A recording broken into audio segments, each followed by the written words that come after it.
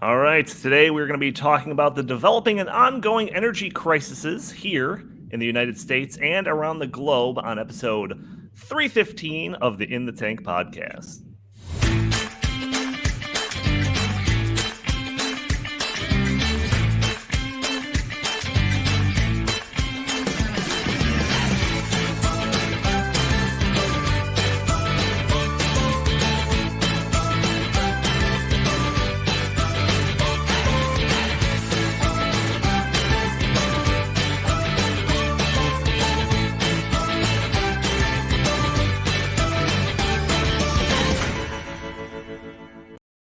That is right. As always, I'm your host, Donald Kendal, and joining me today, I've got, I got Isaac Orr, policy fellow at the Center of the American Experiment. How are you, good sir? I am doing much better than Jerry Seinfeld's career.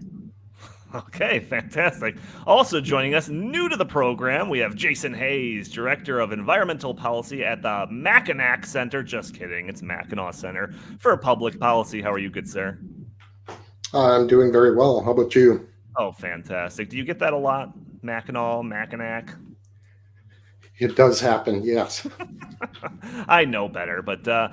That's for the good folks in Michigan, mind you, if you're unaware of where the Mackinac Center is located. They're in Midland, Michigan. Lovely Midland, Michigan. Well, how about that? Right in the middle, yes. So no Jim today. Sorry for all those fans that are looking for the Jim rant. Heartland is gearing up for their 14th International Conference on Climate Change, which will be taking place in Las Vegas starting October 15th. If you are interested in that, you can still get tickets if you just go to heartland.org, click on the relevant link, or you can go to climateconference.heartland.org. Like I said, you can still probably get tickets. Most of our program will be streamed from Vegas on our YouTube page if you want to see it that way. Again, 14th International Conference on Climate Change taking place October 15th through the 17th, just about a week away in Las Vegas. But while they're off talking about the science behind climate change, CO2 sensitivity in the atmosphere, and whether or not we can expect to see polar bears ever again, we're going to hang back here and talk about energy policy that's being put in place in the United States and across the globe. And What the a terrible segue. And the terrible What a segue. My God, people. Give him a hand. Yeah, and the terrible effects that they're going to be having. So, sound good, gents? Sounds great. Let's All do right. this. So, Jason, this is the first time you've been on the podcast, yeah? I believe it is, yes. Yeah, so your absence from the podcast can only be chalked up to an oversight. Surely you should have been on by now. I blame Isaac. But lucky for us, one of our fans on Twitter, Marcin Grabowski, responded to a tweet by Jason asking, "When will you be back on In the Tank? My number one source of info about America apart from America Uncovered." To which you responded, "I'm guessing that would be up to Justin Haskins, but there's a whole bunch of stuff to talk about." Now, that comment from you almost prevented me from asking you to be on. Justin Haskins, I mean, like, you do know that Isaac and I are members of the hashtag Unfollow Justin campaign, right? There's a video of me somewhere floating around the internet unfriending Justin at Isaac's insistence on, I believe it was Facebook. I can't remember where, but it was something like that. I remember that. Yes, Isaac put you up to it. I remember that. We were at a conference in Denver. So Justin doesn't call the shots around here. I do. In fact, the only reason Justin is on the podcast at all is because he knows the backdoor login, and he could just let himself on the show. So that's the only reason that we let him on. Let's set the record straight here. I'm totally ignorant as to the internal politics at the Heartland Institute. So they run deep and they run hot. So let's bad. Yes. That's right. That's absolutely right. Should we tell him the real reason why Jason hasn't been on for all this time, or should we just move on to the next topic? Also, Marcin was clearly asking when yours truly, the fan favorite of the In the Tank pod, would be back on. So thank you. Thank you to all of my loving, adoring fans who've been waiting with bated breath for my glorious return. So it's just a misinterpretation. Absolutely. That's unfortunate. Yeah, you can't read Polish very well, apparently. So as I said in the introduction, Jason, you are the Director of Environmental Policy at the Mackinac Center for Public Policy. Can you tell us a little bit about yourself and your organization? Sure. Mackinac Center is, as Isaac correctly noted, a state-based free market think tank that focuses primarily on Michigan policy issues. And we use free market solutions to solve policy challenges, basically. So we try to educate the public about what are some of the best free market-based policies that can be put in place to deal with a variety of issues. My area is energy and environment. We also do education policy, fiscal policy, labor policy, some healthcare policy, and a bunch of other things as well. So now the area that I work in, again, is energy and environment. So I do deal with things that are similar to what you guys cover on the podcast. Utility issues, what's the price of electricity and how is that electricity getting to your house? I deal with other things like the water, fisheries, wildlife. I've written several forestry papers and op-eds and blog posts and that kind of thing, looking at how national forests and state forests should be managed. So there's a pretty diverse, again, environmental or energy focus there. Can you tell us what the best way to spike trees is? There is no best way to spike trees. Got it. That's got dangerous. it. Can you tell us what that is? Have you ever spiked a tree? Have you ever seen somebody spike a tree? I have not. What is tree spiking? Tree spiking is when somebody puts a large chunk of metal, usually a spike or a large nail, into a tree to keep that tree from being harvested and used for timber production, OSB, plywood, that kind of thing. They do that out of a misguided understanding of what is the best way to manage our forests. Active forest management is the best way. Putting a fence around a forest and pretending that you can just leave it alone is probably one of the worst ways, as we can see in our western states, especially as they're burning, hundreds of millions or hundreds of thousands of acres across the country. So active forest management is a much better way to do it. Tree spiking, definitely bad. Don't. So on top of all of that stuff, you also color coordinate your books. Yes, my wife does interior decoration, and so you'll get that's the fruits of her labor right there. Gotcha. So like I mentioned, I don't know if I said this on the podcast, but I definitely mentioned it before we hit record. But I want to kind of start with I want to just dedicate the entire episode to energy policy and the effects that's having. I want to start kind of in your backyard. We'll start with Michigan. We'll expand out through the United States and the globe. And I will say, just as a teaser for later, I think I saw this article. I think Isaac shared it, but it was a New York Times article talking about don't blame the Greens for what's going on in energy. And that is an insane article. So just wait until we talk about that one. But so I see on Twitter that you comment on energy stories at a national and international level.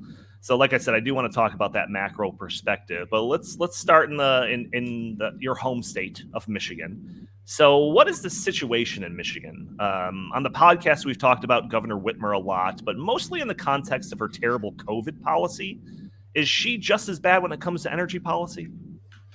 Yeah, and amusingly, she uses the exact same excuse to implement that terrible policy. Like her excuse for COVID policies was science and data. She was always claiming that, I'm following the science, I'm following the data. She does the same thing, claiming that following the data helps her do things like go for a net zero CO2 policy by 2050. She wants to close down major pipelines that are supplying 55% of the propane that's used statewide. So she claims, again, science and data supports this closure. The list is long. We can go on ad nauseum about the different things she's trying to do, she's encouraged the utilities through her net zero policy to implement policies that I'm sure Isaac and you have talked about before, because our big utilities, DTE and Consumers Energy, are trying to do the same thing as Isaac's big utility, Xcel, is trying to do, which is basically anything that's reliable and affordable, we should close that down. And then we should replace that with, or attempt to replace it with, things that are unreliable and not affordable, too expensive. So Michigan's big plan is to build a whole bunch of solar and then get rid of all of our coal, a bunch of our natural gas, and in the very near future, one of our nuclear plants. Ugh. So those are issues that we're trying to work against. Keeping the large, reliable, affordable supplies, and then avoiding the closure of the unreliables. Yeah, when you hear about like California doing this idea, wind and solar only, that's like one thing. It's California, but like, I'm no geography expert, but Michigan is north of Chicago in Illinois. I assume it gets pretty cold there in the winter. Yes, although not as cold as some of the areas that I've lived in. So yeah, Jason's first state that he lived in was Canada. The first state was Canada. America's hat. So that's right. Yeah. I like to say America's big brother because it's a larger geographic footprint. Geographically. Yeah. So that gets people Isaac's mad. been studying. So, but yeah, so areas, I worked as a forester for several years in northern British Columbia, and it would get a little cold up there, minus 45 and that. So Michigan is quite a bit more comfortable in the winter than that. But yeah, there's just too many policies here to list. And because Isaac started telling me about Canadian geography, I've managed to forget the question that you asked. Well, I'm just curious of like, maybe let's put it this way: how far down this path are you guys? Like, Isaac's talked about like Minnesota on the podcast before, and how much wind and solar they're trying to get up and running, and we've talked about Texas and California a number of times in the podcast. But how far down the line is Michigan? Well, thankfully, we're not as far down the line as Texas, which you would have learned about in February when they had their rolling blackouts. You mean when the natural gas failed and not the wind and solar? Correct, yeah. And actually, the folks at TPPF have done a few good. They did a PragerU video recently that kind of described what actually happened. So Jason Isaac at TPPF does a good job of that's Texas Public Policy Foundation for the folks at home, if you're not familiar with every state-based think tank in the country. Like Isaac is. Right. So, but anyway, our utilities, again, are not quite as far away, but they are struggling valiantly to try to get themselves ahead of Texas and California in terms of shutting down the reliables and building unreliables. So one example, Consumers Energy is one of our big monopoly utilities in Michigan, and what they are attempting to do is shut down all of their coal by 2025, and their one nuclear plant by next year, 2022. And so we'll lose. They're basically doing what Germany and Europe are doing right now. Correct. Yep. So again, closing the reliables, and then their big plan is to build 8 gigawatts of solar. And if people aren't familiar with the weather in Michigan during the winter, it's cloudy. So capacity factors for solar will go down, according to the EIA, the Energy Information Administration, the federal government. Capacity factors for solar will go down below 7% in Michigan in the winter. And so we're looking at just basically building sources of electricity that will not provide electricity during the winter 93% of the time. Yeah, it's just, I don't know, so much of the story just like shocks me because, you think of Michigan and it's like Historically, it's a big like industry type of state. All the automakers are from there, and it's like, are we really going to be able to retain all of that type of industry when you're trying to generate it off of wind and solar that, like you said, won't even work most of the time in the winter? It just seems so wrong-headed, specifically for your state. Yet they're still going down that path. And one of the challenges, a lot of those big the big industry players are looking ahead to see how many of the federal dollars are going to start rolling in. And there's $7,500 tax credits for anybody who buys a new electric vehicle. And so these companies are lining up at the trough because they know they're going to get a bunch of that. So one of Governor Whitmer's big plans here in the past few weeks has been, she's got 2 state agencies competing right now to build the first mile of basically inductive charging in Michigan. So if you drive your electric car over the highway, essentially, or that piece of road, essentially your battery should charge, much the same as when you set your phone on the unplugged chargers. So that's the idea. Unfortunately, with that, I mean, it's the same. I wrote a blog post recently that said it's surfing the same wave as those failed solar roads. Absolutely. How many dollars are you going to pump into this to figure out that, well, I mean, in the first place, a mile of road, you're not going to charge a car on a mile of road unless you're parked on it. That's right. Solar parking lots, baby. So, yeah, I mean, the money is going to get spent, and in 10 years, we'll look back and go, wow, that was a waste, just like the solar highways was a waste. But again, the big companies, the big 3, Ford, GM especially, they're looking at rolling in these federal dollars that they're disgusting.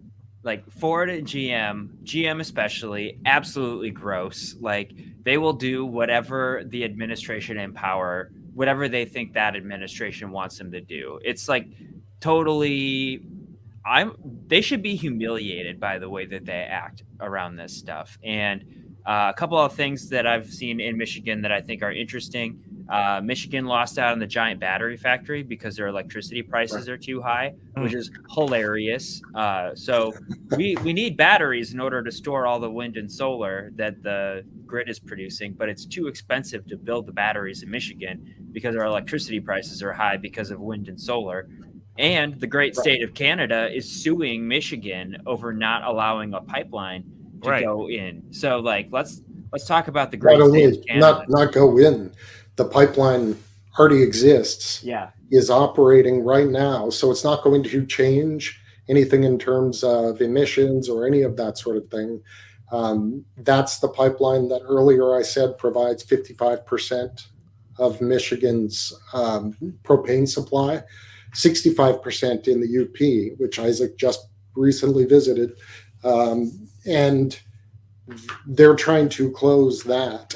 So, I mean, there's just so many examples of this just being terrible policy that they're implementing, and all it's going to do is restrict supplies. It's going to raise prices. And when you have, like Isaac was saying, Ford looked outside of Michigan first. Michigan didn't even get a chance to compete for the battery factory. They didn't. It's almost, depending on which experts you read, they didn't even know that it was coming. And Ford surprised people by, we're building these big factories in Tennessee and Kentucky. Now, if you look at where does Tennessee and Kentucky get its electricity, the vast majority of Tennessee's electricity comes from nuclear, large, reliable baseload supply. The vast majority of Kentucky's electricity comes from coal. Clean, beautiful coal. It's the most beautiful coal you've ever seen in your entire life. Yeah, they get. Sorry, go ahead. No, it's just amazing. Yeah. So, Ford is like, forget Michigan, like the home of Ford. At least that's the way that everyone thinks about it. Yeah. We're going to go down to Kentucky and Tennessee to build these different plants. And then, what's the solution that the Whitmer and the government in Michigan is doing to try to kind of win that favor back over? They're gonna get more fossil fuel reliable energy. No, I'm just kidding. Of course, they're not going to do that. They're going to pour a whole bunch of government subsidies into the stew. That's how. So I'm reading from this Crains article. It says Crains reported Sunday that Whitmer's administration, business leaders, and the state's utility giants, DTE Energy Co. and Consumers Energy Co., have endorsed the creation of a $100 million fund for the Michigan Economic Development Corps to use for prepping so-called mega sites for large-scale industrial development. The fund would be a part of the governor's $2.1 billion Michigan New Economy Initiative, Whitmer's spokesman said. It's just, like I referenced right before we hit record on this, when the government runs into a wall because it's trying to do something, what do? They reverse course? No. They double down. So what's your take on all that? Yeah, the two of the big things that Jim Farley, the CEO of Ford, said when he was publicly announcing Ford's decision to locate the plants in Tennessee and Kentucky was Michigan didn't have any greenfield sites, and essentially a brownfield site would be too difficult to remediate. Environmental regulations just make it too expensive, too difficult, too potentially dangerous to do something because you could get sued, you could have state agencies coming after you. And so he said, greenfield sites, lots of acres. And the other thing was cheap electricity, because he also had a quote in the Detroit News on this, was that running one of these battery factories takes about 5 times the electricity supply that a normal auto manufacturing plant uses. So you're upping your electricity demand by a factor of 5, and then adding on the fact that Michigan's electricity prices are somewhere between 25 and 30% more expensive. So those are the big things. And so, like you said, the plan to solve that is, well, we'll just subsidize greenfield sites. And that's how they're going to fix it. Not like you said, well, let's build some reliable, affordable generation, or get out of the way so the utilities that operate here can do that. No, we're going to stick with our net zero by 2050, the CO2 emissions plan. And we're going to encourage our utilities to shut down large, reliable, affordable electricity sources even faster. And then on top of that, we'll just throw a few $100 million at subsidizing shutting down farmland to put in a new battery plant, and that's going to somehow fix the problem. Yeah, no, it's pretty amazing, and like we said before on this podcast, this type of policy is running rampant in states all over the country. Obviously, there's the Californias, that's just to be expected. But as you can see here, it's happening in Michigan. And then, like we've talked about back with all the Texas stuff, it's happening in states like Texas. So it's like, when you see it happening in one state, it's easy to be like, oh, well, that's California's problem. But you just have to realize that stuff metastasizes. It's going to be coming to a state near you. We've got like a national audience for this. So if you're sitting there and hearing what Jason is talking about the kind of energy production in states like Kentucky and Tennessee, don't rest too easy, because this stuff could come towards you.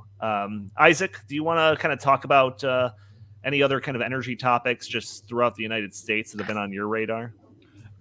Yeah, we're all in deep doo-doo this year. So natural gas prices in the United States have roughly more than doubled since last year at this time. And natural gas is an increasingly important fuel for generating electricity. Back in my Heartland Institute days, natural gas only accounted for about a third of electricity generation, but now it's much higher. I don't know the exact number, but coal production is lower. So our generation is lower, I should say. So we have a problem when it comes to the affordability of natural gas. And now we're also running out of coal at a lot of power plants. The years and years of Obama regulations that basically tried to shut coal producers down have worked to a large extent. We don't have the same workforce or the same investment in that industry. And now we're in a situation where we're heading into winter and we have low fuel supplies at power plants. Yeah, no, it's some of these stories are pretty crazy. Both of you, Jason and Isaac, if you guys are if anyone that's listening to this is on Twitter still, we refer to it as socialist Twitter. If you're still on there, give these two a follow, because I'm telling you, the stories that they comment on or share or retweet will definitely keep you up to date on all the energy stuff that's going on around the country. So I think you guys are fantastic follows. So I want to get to this. New York Times article. So this one's crazy. And like I kind of teased at the beginning of this, it was Isaac retweeting it or maybe commenting on it that put it on my radar.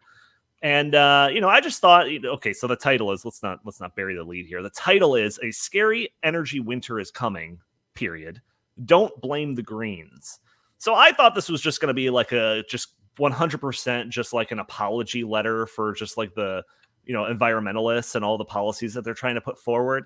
But I was reading through this and I was blown away by the stuff that the author had to say, like in the first half of this article. So I'm going to read a pretty substantial amount of this and we can comment as we go through. But the author starts off, "Every so often, the tectonic geopolitical plates that hold up the world's economy suddenly shift in ways that can rattle and destabilize everything on the surface. That's happening right now in the energy sphere.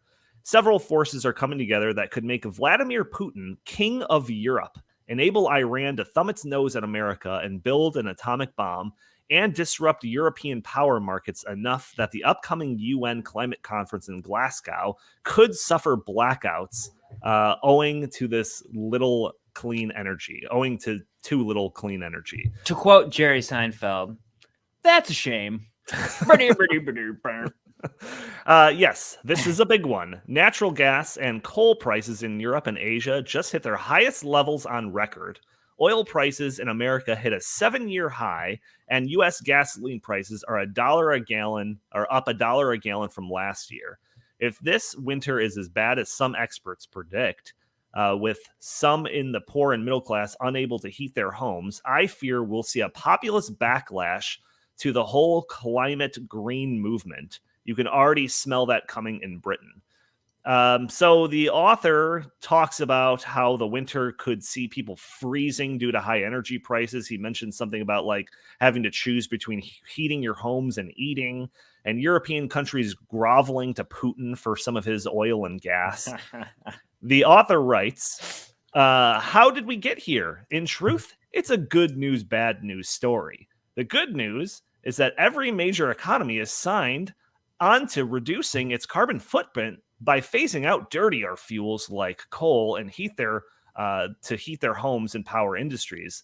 So doesn't that just make you feel warm and fuzzy, everybody? That's the good news of this story. Everyone says that they're going to reduce their carbon footprint. That's great. That's the biggest priority by far. Like if you're gonna prioritize reliability, affordability, or carbon footprint, everybody knows carbon footprint must be first. Yeah. First and foremost. Right. First and foremost. It's really the only thing that matters. The other two are just kind of annoying things that dumb people talk about. Right. Yeah, so it says the bad news is that most nations are doing it in a totally uncoordinated way from the top down and before the market has produced sufficient clean and renewables like wind, solar, and hydro. So, I mean, these are problems that we've been shouting about for years, or at least the people on our side of the aisle have been shouting about for years. But, when one side cuts off all debate and labels all dissenters as climate deniers, this is what happens. I mean, does this come as a shock to you, Jason, like when you see these results happening throughout Europe? Not a shock at all. And one of the interesting things with that is they are now admitting that hydro is something that should be retained, because a lot of the Greens, what their plan is to go out and get the rivers flowing in a natural state again. So typically the Greens are against large hydro. They want to tear out the hydro dams and return to run-of-river. So it was interesting to see them now say, okay, well, hydro again, now we like hydro. But even more interestingly, they very clearly, they know what's going to happen, because in the one part of the article that you didn't read, he quotes another financial newsletter, Blaine's Morning Porridge, which is a UK financial outlet. And he says very bluntly, this winter, people are going to die of cold. Mm-hmm. And then later on, he does what you said. Well, it's a good news, bad news story. Right. Okay, on the one hand, they won't be emitting any more CO2 emissions because they won't be around anymore. God. Right.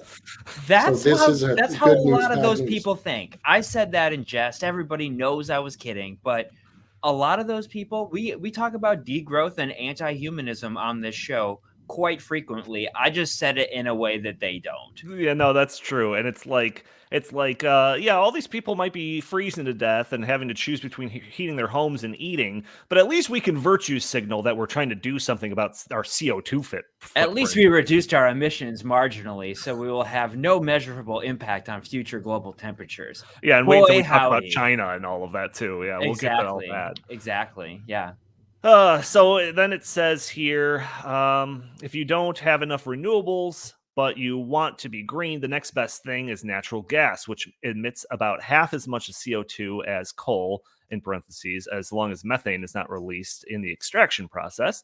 But there is not enough of this transition fuel to go around. So everyone is scrambling to get more, which is why the European Union's biggest pipeline gas supplier, Russia, is now in the catbird seat. I've never heard of that term, the catbird seat, and prices are skyrocketing along with blackouts. So the transition fuel that he's talking about, natural gas, which we have seen over the last several years, we've gotten a whole ton of it because of fracking. They want to get rid of that in the United States. Politicians here are scrambling to shut down fracking sites and to curtail the amount of natural gas that we can pull out of the ground. It's just like the reality of the situation that's actually coming to a head far worse in Europe, it seems like, than in the United States. Yep. It's completely counter to the reality of the like the policies that they're trying to put forth here in the United States and in Europe. We need a bunch of natural gas. Let's shut it down. Yeah, Friedman is totally disingenuous. I mean, that article is interesting in that he admits that the consequences of their preferred policies will be bad, but then he pretends it isn't his policies that caused that in the first place. Okay, so first and foremost, the best alternative to renewables would be nuclear power, because it's even lower CO2 emissions than natural gas, if you care about that. But right. Europe has banned hydraulic fracturing in almost all those countries that we're talking about right now. Germany, France, UK. They all say, oh, well, no, we don't want to develop our own natural gas here. It's better to buy it from the Ruskies. And you're absolutely right that the Biden administration has taken concerted steps to restrict the production of natural gas in the United States. The reason the United States is not in the same predicament as Russia right now is because our Lord and Savior, Donald J. Trump, was elected president in 2016, and the art of the comeback will be happening in 2024. I like to think of it as the Star Wars films. The first one is A New Hope, right, for America and the Republic. All right. Second one, Empire Strikes Back, right? Because the swamps sucking everybody back down into it, but we have the Return of the Jedi. Joe Biden does look like Emperor Palpatine. I'm telling you, Hollywood writes politics. It isn't like the people. It's all an illusion. So wait. So if we're gonna stick to this analogy, Return of the Jedi. So does that mean that Donald Trump is gonna walk in, force choke some Gomerian guards and just be like, yes, he's every bit of this is happening because the first book of the Trump Bible is The Art of the Deal, but the second one is The Art of the Comeback. And I don't know if there's a better art of the comeback than Return of the Jedi. So this is my political treatise for the next 8 years. So how does this article that says all of this stuff in it? I'll link it in the show notes. I mean, it's pretty incredible. Even some of the stuff that I skimmed over, it's pretty incredible. You might want to read it. Everything I talk about is in the show notes. So how does an article like this Get the headline, "Don't Blame the Greens." Well, the author lays the blame on COVID. The government's response to the pandemic caused a whiplash-like effect on energy prices that soured banks on investing in that industry. This is me paraphrasing the author of this article. So it soured banks on investing in this industry that would have allowed for more development of natural gas and oil wells. So, I mean, even by the New York Times standards, this is quite a spin.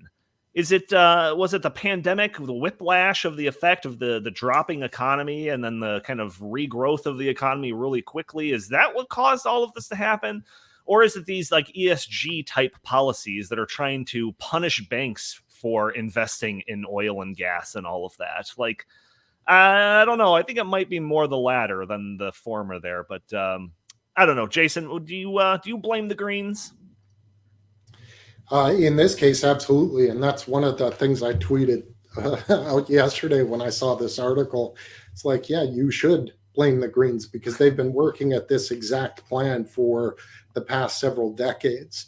And like, I mean, in every instance, the delusion just pours out of this article because like he notes the problem. He sees, okay, the wind and solar can't do what we want it to do. There's not enough oil and natural gas. We've shut down coal. Nuclear is not doing enough because we haven't built any. And then he says, but to quote him, achieving the scale of clean energy that we need requires not only wind, solar, and hydro. Again, he's pushing hydro, but also a carbon tax in every major industrial economy, nuclear power, which now is, okay, he's back on board with that, and natural gas as a bridge. So we can't keep using natural gas. That's just a short-term thing. Yeah, we'll need nuclear, but guess what? It takes as much as a decade to get new permits, just the permits. Before you even set a shovel in the ground, can take as long as a decade to get permits for a nuclear plant.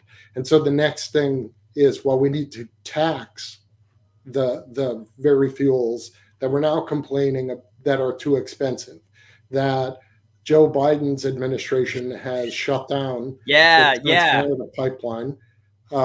He's trying, or he's standing out of the way while Gretchen Whitmer tries to shut down Line 5. And then he goes to OPEC on bended knee and begs for them and the Russians to produce more oil. So we have ample supplies of oil and natural gas in the United States. We became a net producer during the past administration, and we were doing quite well. But as soon as Joe Biden comes in, what does he do? He stops permitting on federal lands, threatens to shut down permitting, period. And as I already said, shut down a major pipeline project and is standing aside while states try to shut down other pipeline projects. This, despite the fact that when the Colonial Pipeline got hacked by Russian hackers, Joe Biden's Secretary of Energy came out and said very clearly, who's a former governor of Michigan, Jennifer Granholm, came out and said the pipeline's the best way to transport these fuels. So didn't she also say that if they had had electric cars, they wouldn't have to worry about the pipeline hack? Or is that just... She did say that. Oh my God. I can't wait until the blackouts come and then I get to snarkily tweet, well, you wouldn't have this problem if you had gasoline powered cars, because I will at her. That was the irony is the PG&E in California was sending out emails and letters to people saying, you know, you may not be able to charge your EV at this time because we're not sure we're going to be able to provide enough electricity. So, I mean, seriously, you start to look at it and you're just like, this is so foolish. And you would think it would be obvious, but yet people are so just focused on this ideology that, I mean, again, this New York Times argument, people are going to die this winter. So what's the best way to stop people from dying? Well, we got to double down. We got to do Yeah, more. that's it. No, it's worse than that. Well, like that is what they're doing, but like this wasn't the only article that I've found where it's like trying Right. to deflect the blame away from like these policies and stuff. So it's like what's their solution to people potentially dying because of lack of energy and all of that? It is A, to double down, but it's also B, to make sure they don't get any of the blame. That's what it seems like the focus is now. That's the That's only reason exactly that it. article was written. They're trying to get ahead of the inevitable consequences of their actions. Well, if it isn't the consequences of my own actions. So Isaac, I mean, there's a couple of things going on, Yeah. just like, in the United States and across the world. One Sure. is more short term. If you do believe some of this COVID whiplash stuff, which I'm not saying that there's none of that in this We effect. We printed so much money over the last year and a half. Like that, there's something to that, right? Sure, Like, right. Continue. So there's the short term issues there, but there's also the longer term thing. So back when Biden first took office and he started passing these executive orders trying to shut down permitting of fracking wells and all of that, you explained kind of the timeline of that effect, and that we probably wouldn't see it. The mal effects of that policy right away, because a lot of these wells are already in place. A lot of these permits have already been secured. So it's true, right? Maybe you can reconfirm this for us, that the effects of those Biden policies that happened shortly after he took office probably won't be felt for years. So I would say in the next 12 months, we'll probably start feeling those. So one of the big things was he tried to suspend new permits for drilling on federal lands. I believe that's still in the courts. That order got suspended for a while, but they can always do what the Obama administration did and just be very slow in issuing them. So the Trump administration had streamlined the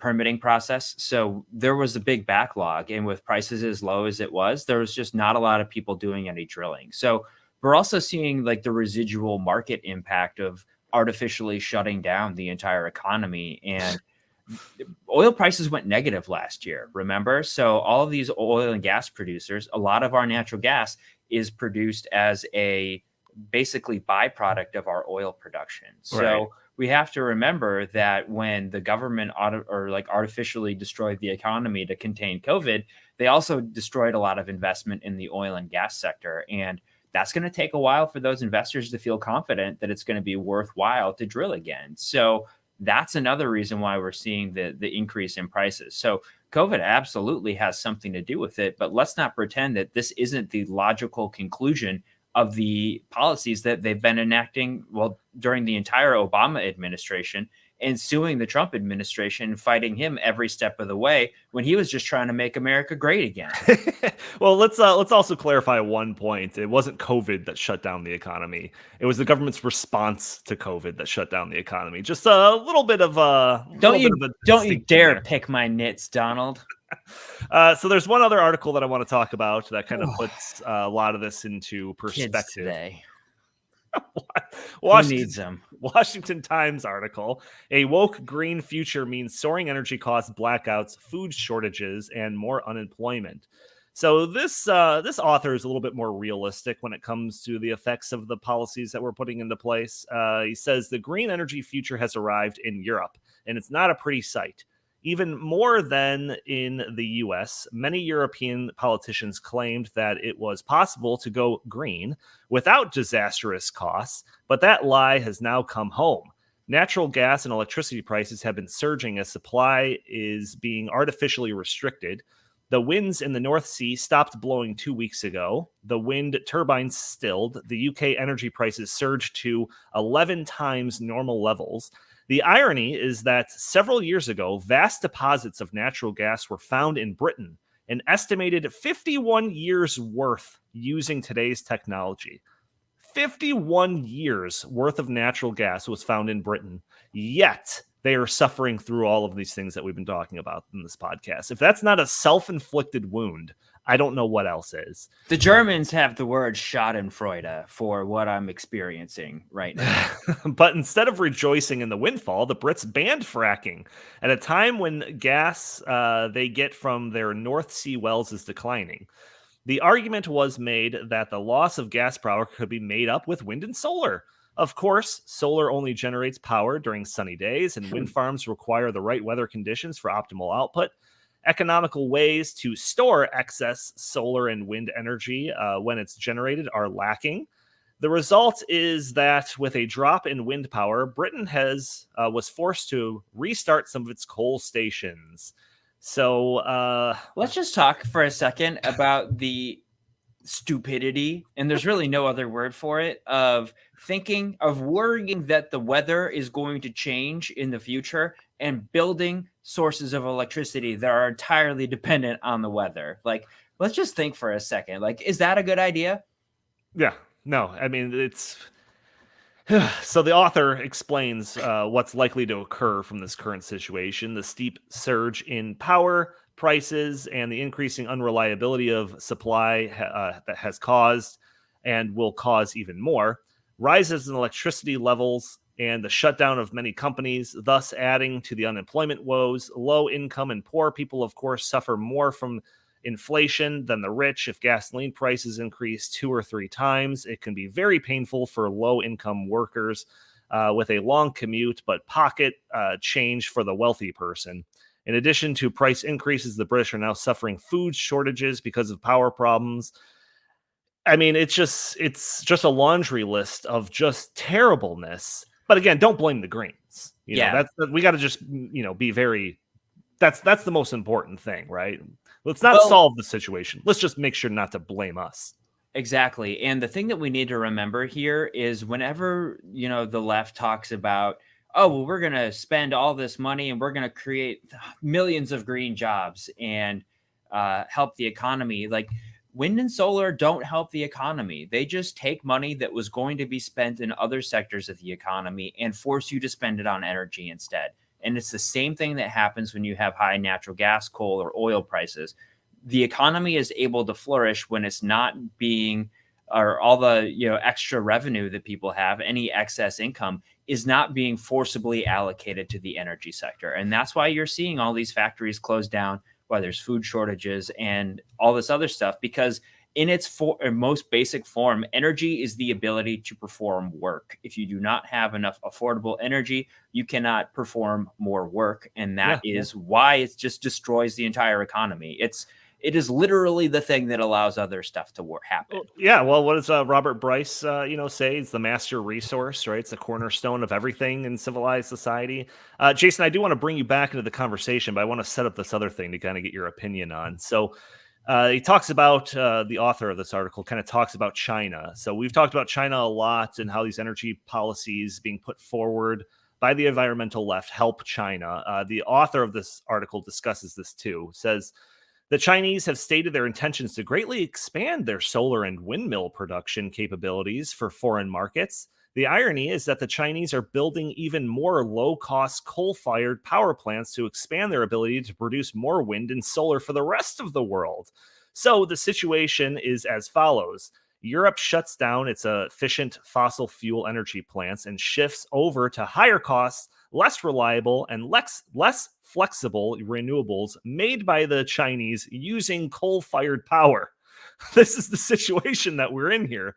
So we have Russia being put into a position where they're potentially going to be kings of Europe, as mentioned in that New York Times article. And we have China being put into a position where the West is reliant on them too. So I don't know, what does that make them, like a grand chancellor or something?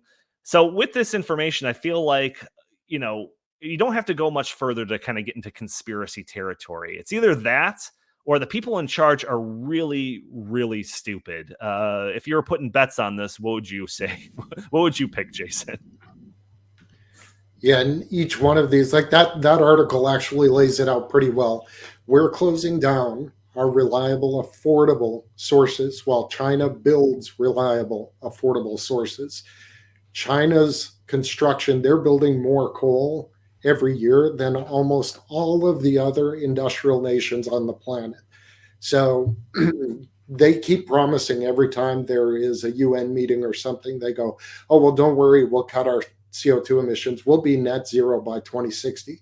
And it's always like, okay, 40 years out, 30 years out, something like that. So everyone in the media and at the U.S. China's on board. Wow, look at them. And they're very excited. And in the meantime, China continues to build coal and build natural gas. And they're building the new small modular reactors that we should be building. They're building all of the reliable stuff that will give them abundant, affordable energy. Then they use that, which is supposed like the dirty forms like coal and that they're building. They use that to build our solar, the solar that we're all scrambling to get. Right. And they sell it to us.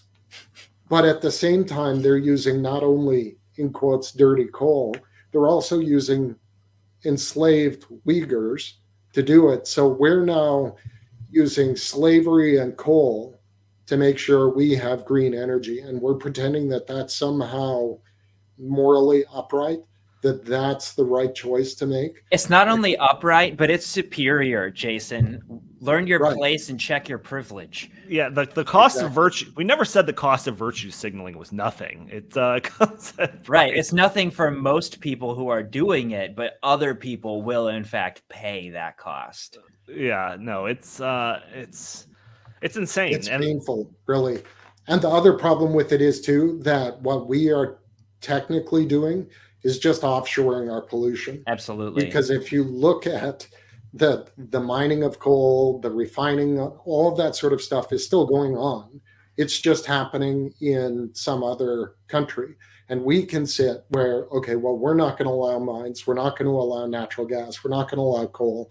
Heck, we won't even build very much nuclear. And we're going to tear down our hydro dams. And we'll pretend like we're green and we're morally upright and we're doing the right thing. But yet some 8-year-old kid in the Congo is going down into a hole in the ground to get the cobalt that we need for the batteries that we're going to put into the battery plant that Ford is building in Tennessee and Kentucky. Mm-hmm. And some poor Chinese farmer, Mongolian farmer, who used to be able to live on the land that his family had farmed for generations, has now been driven off because the rare earth mineral processing and refining that goes on in China is just literally just pumping toxic waste out onto the ground, creating a toxic lake. And so we get, in quotes, the benefit of all that, and we pretend that we're green and we're doing the right thing. Meanwhile, all of our pollution is just pushed off into some developing nation. And I mean, again, at the same time as all that's happening, we're getting less reliable, more expensive electricity. And like the article that we talked about before said, everybody realizes people are going to die this winter because of exposure to cold. And yet we sit here. I mean, there was another article that came out from the International Energy Association, their statement on recent developments in natural gas and electricity markets. And Faith Birrell, who's the leader of the IEA, said, and this is a quote, "Today's situation is a reminder to governments, especially as we seek to accelerate clean energy transitions, of the importance of secure and affordable energy supplies. We don't have them, but we're still going on with this clean energy transition." So he says, particularly for the most vulnerable people in our societies, they recognize that they're leaving these people out. They're pricing them out of the market. So Dr. Birrell said, well-managed clean energy transitions are a solution to the issues that we're seeing in gas and electricity markets today, not the cause of them. That's just naive beyond, and this is the head of the International Energy Agency. And yet he's out there saying the clean energy transition is the solution, not the cause. Jeez. Yeah, so I just see this one this comment in here, and maybe it's in jest. I don't know. But this Rob Tyson, climate warming is real. Climate warming, and mix both climate change and global warming together. I don't know. Deal with it, right? So did one time in this entire episode, we're almost an hour long here, did we ever talk about climate change not being a thing? No.